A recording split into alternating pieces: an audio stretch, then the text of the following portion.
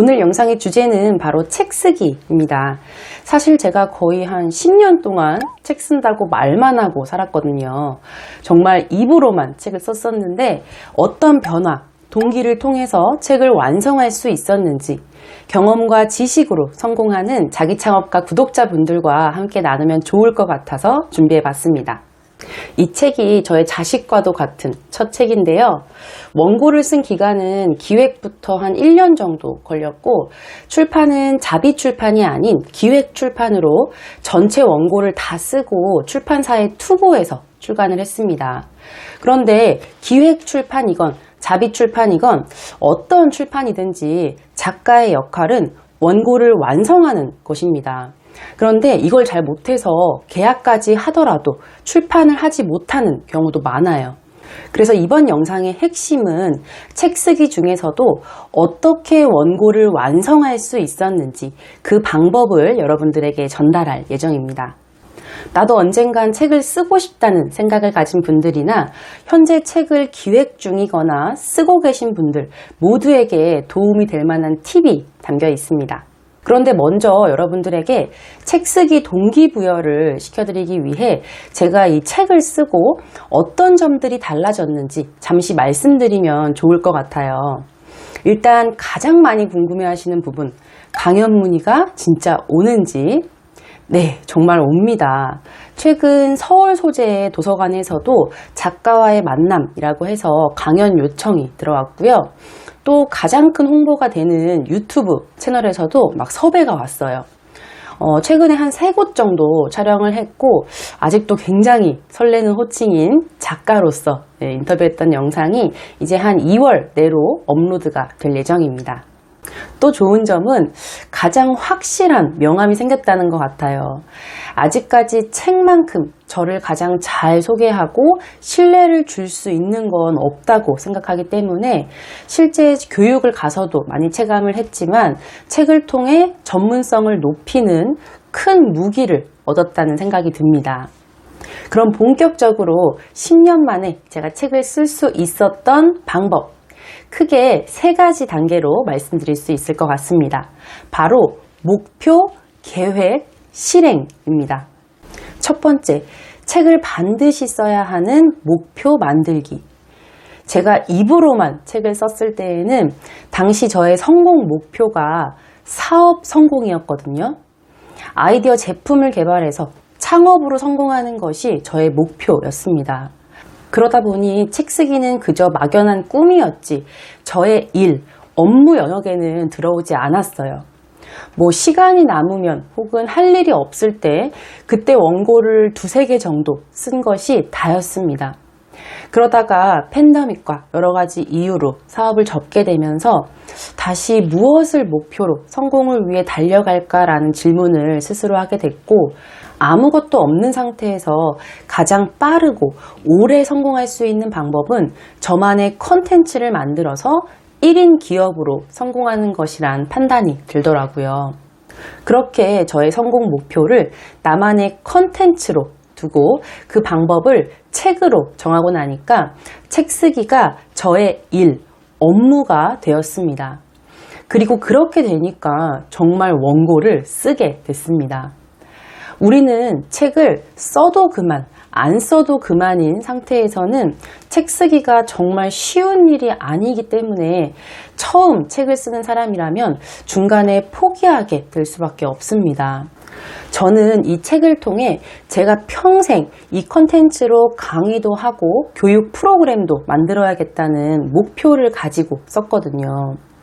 여러분들도 내가 쓰려는 책이 내 미래에 어떤 역할을 해줄 것인지, 또 책을 통해 무엇을 얻을 것인지, 시간 날 때가 아닌 시간을 내서 책을 반드시 써야 하는 목표를 먼저 세우셔야 합니다. 2번째, 목차별 일정표 작성하기. 책을 꼭 써야만 하는 목표를 세우셨다면 이제 여러분들이 책을 쓰도록 만들어줄 계획을 세울 차례입니다. 우선 이 계획을 세우는데 핵심은 목차에 있어요. 책 쓰기 특강이나 영상을 보신 분들은 아시겠지만 책의 주제가 정해지면 먼저 목차를 만들죠. 목차만 완성해도 책 반은 썼다는 말이 있는데 저는 맞는 말이라고 생각합니다. 정말 목차만 잘 완성되면 그 다음부턴 꼭지 주제에 맞게 원고만 쓰면 되거든요.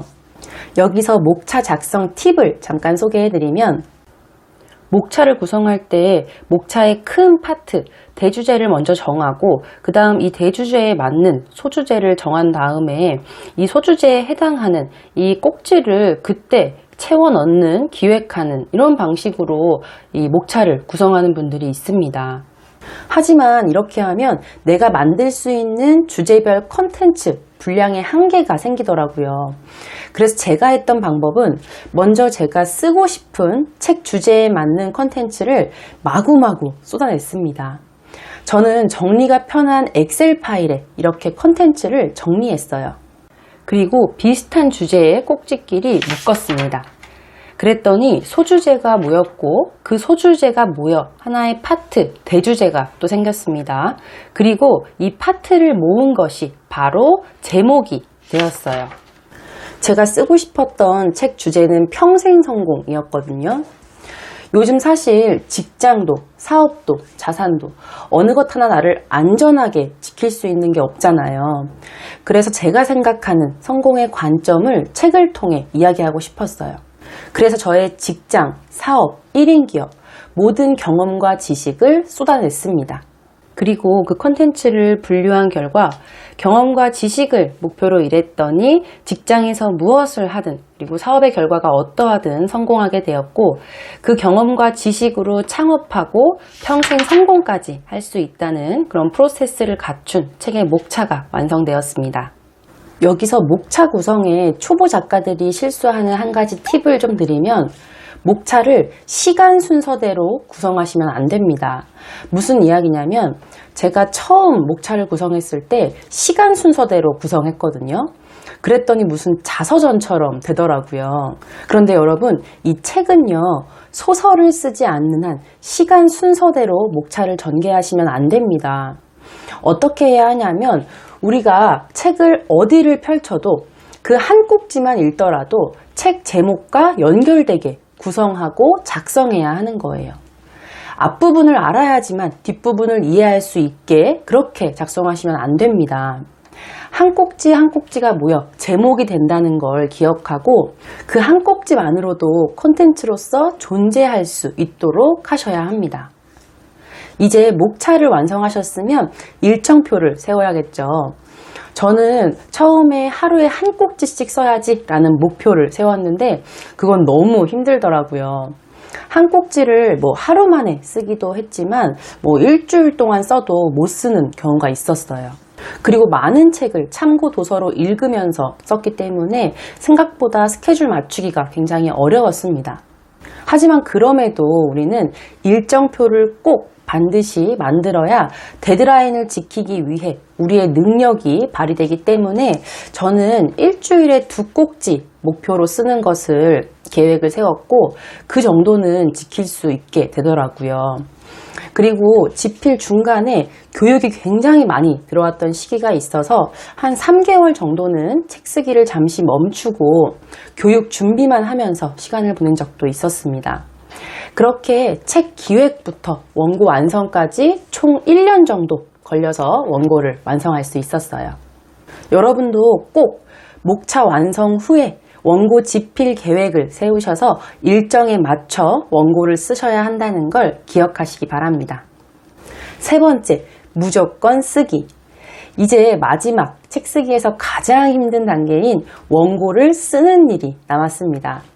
사실 원고를 쓸 때 왕도는 없더라고요. 그런데 우리가 생각을 조금만 바꾸면 보다 쉽게 책을 쓸 수 있습니다.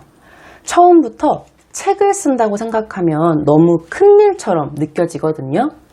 책을 쓴다고 생각하지 마시고 한 꼭지, 한 주제에 대한 한두 페이지 글을 쓴다고 생각하시는 거예요. 우리 책 쓰기에 관심 있고 또 책 쓰기를 목표로 삼으시는 분들이라면 A4 용지 한두 장 정도는 어렵지 않게 쓸 수 있잖아요. 그렇게 생각하시고 쓰면 훨씬 부담 없이 책을 쓸 수 있습니다. 하지만 사실 누구도 알아주지 않는 당장 성과가 나지 않는 책을 쓴다는 건 굉장히 힘든 일입니다. 그런데 저는 이 책을 쓰면서 가장 좋았던 게 책 출판 여부를 떠나서 제가 그 분야를 공부하는 그 자체가 너무 좋더라고요. 책 쓰는 게 여러분 누구한테 가장 좋겠어요? 나한테 가장 좋습니다. 제가 책 쓰면서 엄청나게 성장했거든요. 근데 제가 책을 써보니까 그 분야의 전문가라서 책을 쓰는 게 아니라 책을 쓰면서 전문가가 되는 것 같습니다. 제 책에서도 이야기했지만 결과보다 과정을 즐기는, 경험과 지식을 쌓는 그 과정을 즐기는 자기 창업가는 이 책을 쓰는 과정도 즐기기 때문에 그런 자기 창업가의 마인드로 책을 쓰면 더욱 즐기면서 쓰실 수 있을 것 같아요. 그리고 이 집필 과정에서 제가 드릴 수 있는 팁은 여러분들이 가장 시간을 많이 보내는 거, 아마도 좋아하는 거겠죠? 그걸 한번 끊어보는 걸 추천드려요. 저는 이 책 쓰기를 하면서 제가 평생 절대 할 수 없을 거라 생각했던 걸 실천했습니다. 바로 금주였어요. 제가 책에도 썼지만 맥주를 너무나 좋아했거든요. 정말 맥주를 위해 산다고 해도 과언이 아닐 정도로 뭔가 업무를 다 끝내놓고 시원하게 맥주 마시는 걸 너무 좋아했어요. 그런데 저는 이게 한 잔으로 끝나지 않았습니다. 그러다 보니까 다음 날까지, 심하면 그 다음 날까지 컨디션에 많은 영향을 주더라고요. 그래서 저는 책 출판까지 절대 술을 먹지 않기로 결심합니다. 그리고 그 약속을 지켰어요. 무언가를 이루기 위해선 가장 좋아하는 것, 그리고 그만큼 많은 시간을 쏟는 걸 내려놓아야 원하는 목표를 이룰 수 있는 것 같습니다. 그만큼 독하게 마음 먹어야 책을 쓸 수 있는 것 같아요. 그리고 또 저는 집에서 책을 쓰면 잘 집중이 안 되더라고요. 그래서 스터디 카페 중에서 노트북 존이 있는 곳을 회원권을 끊어놓고 다녔거든요. 그랬더니 정말 집중도 잘 되고 또 환경이 잘 조성되었습니다. 저 외에도 또 다른 목표를 위해 열심히 공부하는 분들을 보면서 자극도 받았고 제 남편한테 맨날 스터디 카페에서 가장 늦게 나가는 인증샷도 막 보내면서 스스로 동기부여를 많이 했던 것 같아요.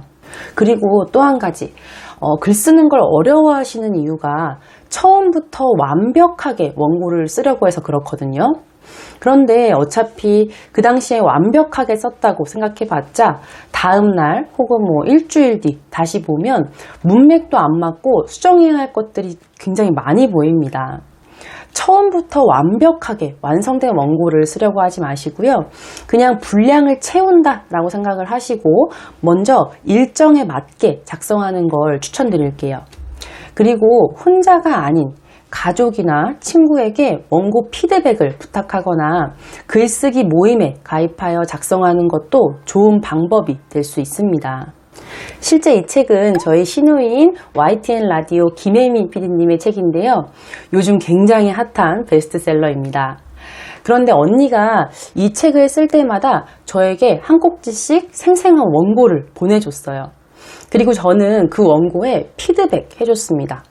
제가 뭐 피드백할 그런 입장은 안 됐고 사실 응원에 가까웠는데요. 근데 언니는 그게 굉장히 이 원고를 완성하는데 큰 힘이 됐다고 하더라고요. 그 덕에 이렇게 땡스투에도 제 이름이 들어가 있습니다. 남편 이름은 없는데 올케인 제 이름은 들어가 있어요.